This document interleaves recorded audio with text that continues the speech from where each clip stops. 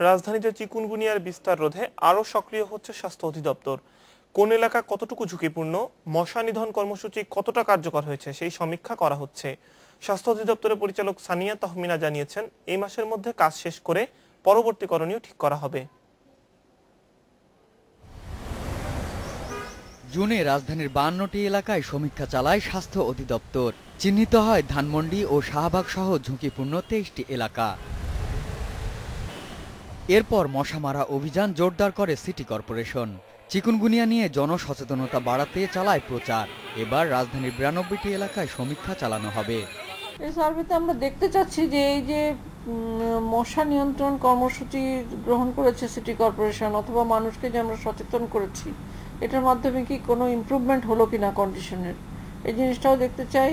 এবং তখন যে জায়গাগুলোতে আমরা সার্ভে করিনি, সেই জায়গাগুলো যেগুলো বাদ পড়েছে সেগুলো আমরা আবার ইনক্লুড করতে চাই। গত 4 মাসে রাজধানীতে 740 জনের নমুনা সংগ্রহ করে 625 জনের দেহে চিকুনগুনিয়ার ভাইরাস পাওয়া গেছে। যদি আমরা মে মাসের যে সময় রোগী আমরা বেশি পাচ্ছিলাম তার সাথে তুলনা করি, রোগীর সংখ্যা এখনো কম। মে মাসের যে সময় আমরা মে মাস বা জুনের প্রথম দিকটা যেরকম ছিল, প্রথম 2 সপ্তাহ, সেই তুলনায় রোগীর সংখ্যা কম।